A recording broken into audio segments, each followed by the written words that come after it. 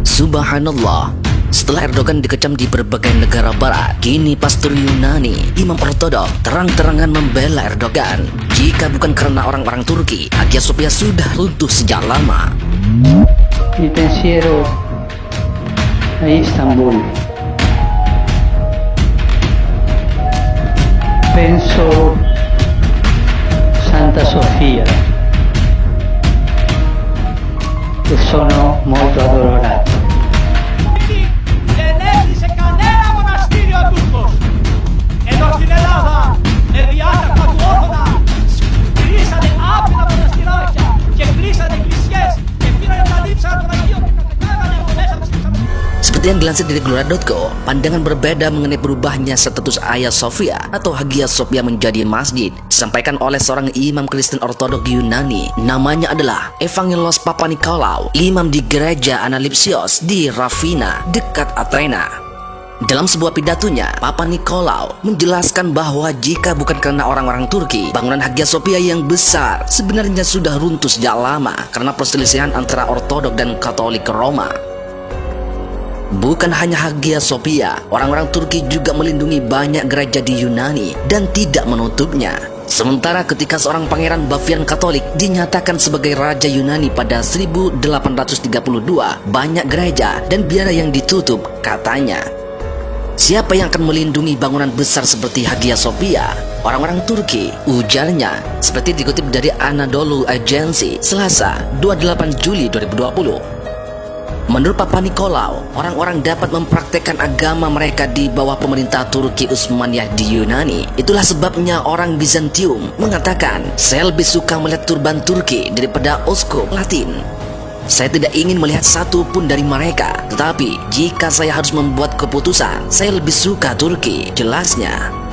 Ungkapan saya lebih suka melihat turban Turki daripada uskup Latin ternyata terkenal untuk mencerminkan bagaimana beratnya penderitaan umat Kristen Ortodok di tangan umat Katolik setelah Great Scream of Christianity pada 16 Juli 1054. Lebih lanjut, Papanikolaou mengatakan banyak wisatawan mengunjungi Hagia Sophia dengan pakaian yang tidak pantas ketika situs tersebut berstatus museum. Namun mulai saat ini, ketika Hagia Sophia kembali menjadi masjid, mereka yang datang akan melepas sepatu dan mengenakan gamis dan jilbab sesuai dengan aturan berpakaian tempat ibadah. Bukannya itu tanda hormat? Mungkin kita perlu menganggap ini bukan sebagai kutukan, tetapi koreksi, imbuhnya. Sementara itu, Ketua Persatuan Ulama Islam Sedunia Ahmad Raisun mengatakan mereka yang terganggu dengan pengalih fungsian Hagia Sophia sebagai tempat ibadah merupakan pihak yang tidak suka dengan peran penting Turki di global. Dalam sebuah pernyataan tertulis di akun sosial media, Al-Raisun menuturkan bahwa Turki telah melakukan langkah yang menguntungkan bagi agama Islam dan Kristen dengan membuka kembali bangunan bersejarah itu sebagai tempat ibadah. Al-Raisun menyebut ada beberapa pelajaran yang bisa dipetik dari pembukaan Hagia Sophia. Di antaranya, Turki mulai terlepas dari konsekuensi Perang Dunia I yang menyeret umat Islam ke dalam masa-masa keterpurukan, di mana banyak masjid ditutup. Sekarang, debu yang mengguncang Turki itu sudah terhempas. Warisan Barat dan kekalahan itu telah berakhir, ujar Al-Raisun. Situasi ini juga menunjukkan Turki telah mengambil alih kedaulatan penuh atas tanah dan institusinya. Dia mengatakan bahwa langkah ini dianggap sebagai tanda transformasi dominasi agama di seluruh dunia. Beberapa pihak tak nyaman atas pembukaan Hagia Sophia karena faktor politik dan ideologis.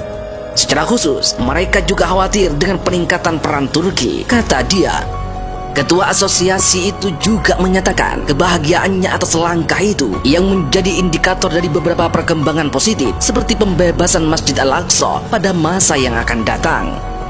Berdasarkan keputusan pengadilan Turki pada 10 Juli 2020, Dekret Kabinet 1934 yang mengubah Hagia Sophia menjadi museum telah dibatalkan. Kemudian pada 24 Juli 2020, untuk pertama kalinya dalam 86 tahun, Hagia Sophia melaksanakan sholat Jumat dengan sekitar 350.000 jemaah. Hagia Sophia menjalankan fungsinya sebagai gereja selama 916 tahun hingga Konstantinopel ditaklukkan oleh Sultan Muhammad Al-Fatih. Al-Fatih kemudian menjadikan Hagia Sophia menjadi masjid pada 1453. Ketika diambil alih, kondisi bangunan Hagia Sophia cukup memprihatinkan. Banyak yang rusak karena perang antara Ortodok dan Katolik. Hingga akhirnya Al-Fatih menyatakan memelihara bangunan tersebut dan menjadikannya sebagai masjid.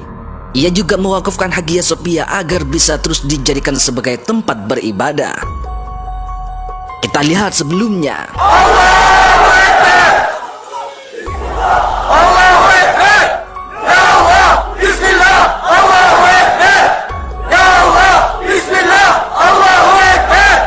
Beberapa perwakilan gereja Katolik Italia juga mengkritik keputusan Erdogan.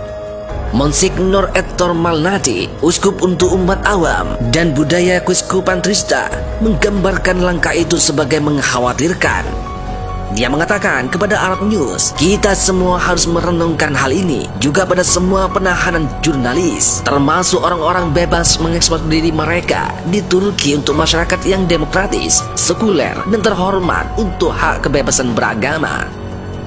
Hagia Sophia adalah gereja Kristen selama lebih dari 1000 tahun. Malnati mengatakan bangunan itu dibangun untuk ibadat Kristen oleh Kekaisaran Kristen Justinian. Dia mengklaim Presiden Erdogan terdengar seperti menyampaikan pesan fundamentalis ideologis.